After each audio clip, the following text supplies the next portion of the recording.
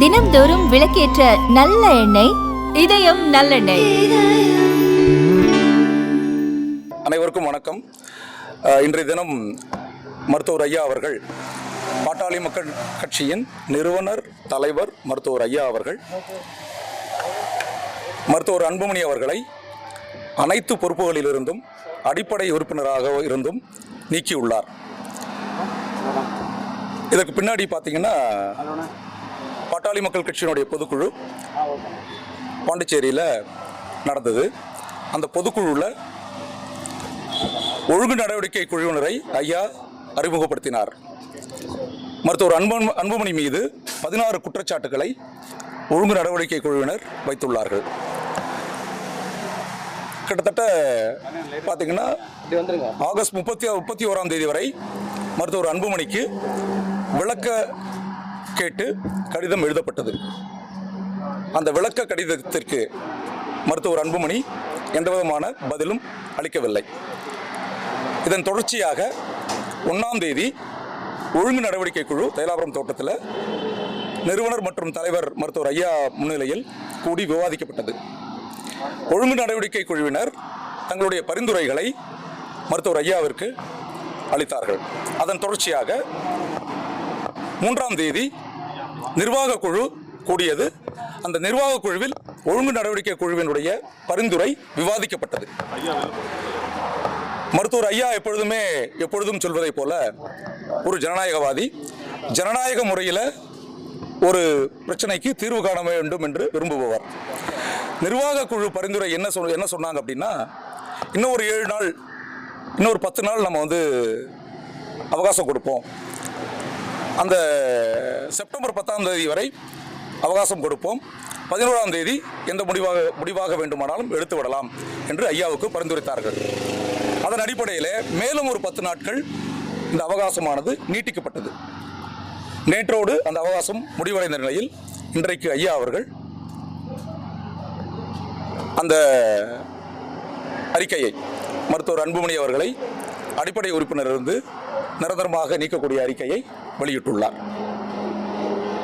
வழக்கறிஞர் பாலு நீக்கினது செல்லாது, கட்சி விரோத செயல், கட்சி விதிகளுக்கு உட்பட்டது இல்லை அப்படின்னு சொல்லியிருக்காரு. அருமை அண்ணன் வழக்கறிஞர் பாலு இன்னைக்கு ஒரு போட்டி கொடுத்துருக்காங்க. முதல்ல ஒன்று புரிஞ்சுக்கணும், என்ன சொல்லியிருக்கார் அப்படின்னா, தலைவர் மருத்துவர் அன்புமணி, செயலாளர் பொருளாளர் அப்படின்னு சொல்லி யார் அப்படின்னு சொல்லி வழக்கறிஞர் பாலு அவர்கள் சொல்லியிருக்கின்றார்.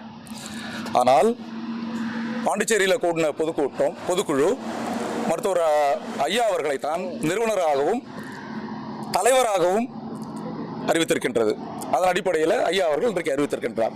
மேலும் பாலு என்ன சொல்றார் அப்படின்னா, எந்த விதமான அதிகாரமும் அவருக்கு இல்லை என்றார். கடந்த காலத்தில் நீங்கள் பார்த்தீங்கன்னா, நிறுவனர் தான் அத்தனை முடிவுகளையும் எடுத்திருக்கின்றார். பொதுக்குழுவில் என்ன விவாதிக்கப்படுகிறதோ அத்தனை முடிவுகளும் நிறுவனருடைய மேற்பார்வையில் கலந்தாலோசனை செய்து அத்தனை முடிவுகளும் எடுக்கப்பட்டுள்ளது. இப்போ அன்புமணி தரப்புல நீதிமன்றத்தை அணுகினால் என்ன மாதிரியான இல்லை, அதுக்கு முன்னாடி பாலு ஒரு செய்தியை சொல்றார். தேர்தல் ஆணையத்தை நாங்கள் அணுகியிருக்கோம், தேர்தல் ஆணையம் எங்களை தான் அங்கீகரித்துள்ளது, நாங்கள் சொன்ன தலைவர், செயலாளர், பொருளாளர் தான் அங்கீகரித்துள்ளதுன்னு சொல்றார். இப்போ ஒரு ரிப்போர்ட்டர்ஸ், நீங்க ஊடகவியலாளர் இங்க இருக்கீங்க, அருமை அண்ணன் பாலுகிட்ட அந்த கடிதத்தை யாருமே கேட்க மாட்டேங்கிறீங்களே. தேர்தல் ஆணையம் கொடுத்த கடிதத்தை ஒருத்தர் கூட இது வரைக்கும் கேட்டத மாதிரி தெரியலையே. இதே பொதுக்குழு மருத்துவர் ஐயாவை நிறுவனராக தலைவராக ஏற்றுக்கொண்ட பொதுக்குழு, அதனுடைய சாராம்சம் தலைவர், செயலாளர், பொருளாளர் உள்ளிட்டவர்கள் இதே தேர்தல் ஆணையத்திற்கு இந்த பொதுக்குழுவை பற்றிய கடிதங்களை அனுப்பியிருக்கிறார்கள். பொதுக்குழுவுடைய முடிவுகளையும் தேர்தல் ஆணையத்திற்கு கடிதமாக அனுப்பியிருக்கிறார்கள்.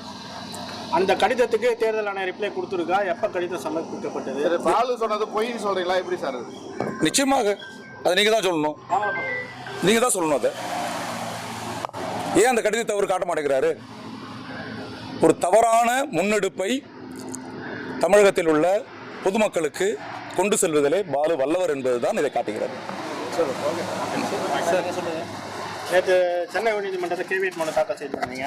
இப்போ அவங்க உரிமை கோரி வழக்கு தொடர்ந்தா நீங்கள் என்ன மாதிரியான நடவடிக்கை மேற்கொள்வீங்க? இல்லை, உரிமை கோர்றது, வழக்கு தொடர்றது இதெல்லாம் அடுத்து.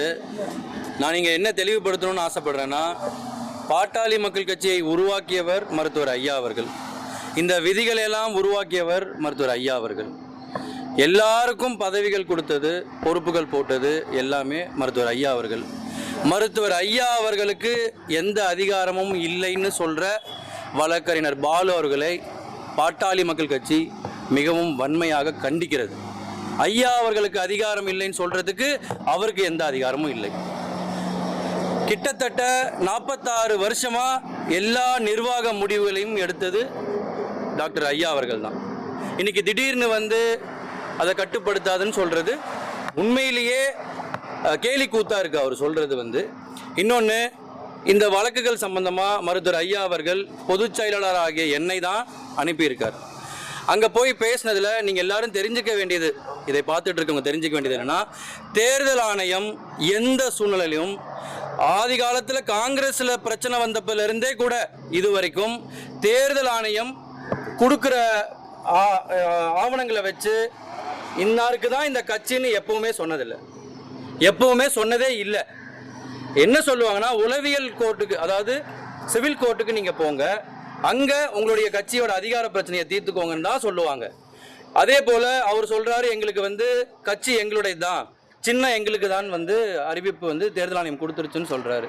இதுவரை எப்பவுமே அப்படி ஒரு ஆதாரத்தையே அவர் காட்டல. ஏன்னா அவங்ககிட்ட அந்த ஆதாரம் இல்லை. நான் வந்து ஐயா அவர்கள் எடுத்த முடிவு அதை பற்றி இங்கே பேசுகிற இடத்துல நம்ம இல்லை. ஏன்னா ஐயா அவர்கள் ஒரு முடிவை தீர ஆலோசித்து கால அவகாசம் கொடுத்து ஜனநாயக ரீதியாக ஒரு முடிவு எடுத்திருக்கார். அந்த முடிவை பற்றி பேசுகிறதுக்கு நான் இங்கே சந்திக்கணுங்கிறதுக்காக வரல. நாங்கள் சொல்கிறது என்னென்னா, இப்போ வழக்கறிஞர் பாலு அவர்கள் தப்பான ஒரு தகவலை கொடுத்து பொதுமக்கள் மத்தியில் தப்பான ஒரு கண்ணோட்டத்தை உருவாக்க முயற்சிக்கிறார். எல்லாருமே படிச்சிருக்காங்க, பாட்டாளி மக்கள் கட்சியில் இருக்கவங்களும் நிறைய பேர் நல்லா படித்தவங்க இருக்காங்க. அதனால் இதையெல்லாம் அவர்கள் பொருட்படுத்த மாட்டார்கள். டாக்டர் ஐயா அவர்கள் உருவாக்கிய விதிகளை அவர்களுக்கு ஆப்போசிட்டாகவே திருப்பி அவருக்கு இந்த அனுமதி, அந்த அதிகாரம் கிடையாது, அவர் வந்து நிறுவனர் தான், அதை நாங்கள் ஏற்றுக்கிறோம்லாம் வழக்கறிஞர் பாலு சொல்லக்கூடாது. அது வன்மையாக கண்டிக்கிறோம். ஐயா அவர்களுக்கு தான் எல்லா அதிகாரமும், ஐயா அவர்கள் நியமித்தவர்கள் தான் எல்லா பொறுப்பாளர்களும், ஐயா அவர்கள் தான் எல்லாரையும் மத்திய அமைச்சர் ஆக்கினார், எம்பி ஆக்கினார், எம்எல்ஏ ஆக்கினார். இப்போ எங்களை போன்ற பட்டியல் சமூகத்தினருக்கு பொறுப்புகளும் மேடைகளும் கொடுத்து அழகு பார்த்தார். ஐயா அவர்கள் எடுக்கும் முடிவு தான் இறுதியானது. ஐயா அவர்கள் முடிவை எதிர்த்து விமர்சனம் செய்தால் நிச்சயமாக இது கட்சியோட விதிகளுக்கு புறம்பானது. அதனால் வழக்கறிஞர் பாலு அவர்கள் இப்படி பொய் பேசுவதை நிறுத்தி கொள்ள வேண்டும் என்று நாங்கள் வன்மையாக இதை எச்சரிக்கிறோம், கண்டிக்கிறோம். அதே போல் இப்போ கேவியட் மனு போட்டிருக்கோங்கிறது உண்மைதான், போட்டிருக்கோம். ஐயா அவர்களுடைய ஆலோசனைப்படி போட்டிருக்கோம். தேர்தல் ஆணையம் நிச்சயமாக யாருக்கும் இதுதான் இவங்களுக்கு இதுதான் அவங்களுக்குன்னு சொல்லல. கண்டிப்பாக இதற்கு அடுத்த கட்ட முடிவு என்ன என்பதை ஐயாவிடம் ஆலோசித்து ஐயா அவர்கள் காட்டும் திசையில் நிச்சயமாக சரியாக பயணிப்போம் என்பதை இங்கே தெரிவித்துக் கொள்கிறோம். ஒரு செய்தி விட்ட நடக்கும். இப்போ பார்த்தீங்கன்னா 1980 ஐயா வன்னியர் சங்கம் ஆரம்பித்தாங்க, 89 கட்சி ஆரம்பித்தாங்க. நிறைய எம்எல்ஏக்களை, சட்டமன்ற உறுப்பினர்களை ஐயா உருவாக்குனாங்க, நிறைய எம்பிக்களை உருவாக்குனாங்க, நிறைய அமைச்சர்கள் பதவிகளை ஐயா பெற்று தந்தாங்க. இப்படியெல்லாம் இருக்கும்பொழுது அவர்கள் என்ன சொல்லுகின்றார்கள்னா, ஐயாவுக்கு எந்த விதமான அதிகாரம் இல்லை, எங்கள் பின்னால் தான் ஒட்டுமொத்த பாட்டாளி மக்கள் கட்சியும் இருக்கின்றது, மக்கள் எங்கள் பின்னால் தான் இருக்கின்றார்கள் என்று அவர்கள் சொல்றாங்க. சரி, அப்படின்னா அவங்க ஏன் வந்து ஐயா ஆரம்பித்த கட்சியில், ஐயா ஆரம்பித்த வன்னியர் சங்கத்தை விட்டுட்டு தனியாக ஒரு ஆற்றல் மிக்க ஒரு படையை வச்சுருந்தாங்க, மக்கள் எங்கள் பின்னாடி இருக்காங்க அப்படின்னு சொன்னால் தனியாக ஒரு கட்சியை ஆரம்பித்து செயல்பட்டு ஆட்சியை பிடிக்கலாமே, முதலமைச்சர் ஆகலாமே, அதில் என்ன தப்பு இருக்குது? தாராளமாக அவங்க செய்யலாமே. சரி.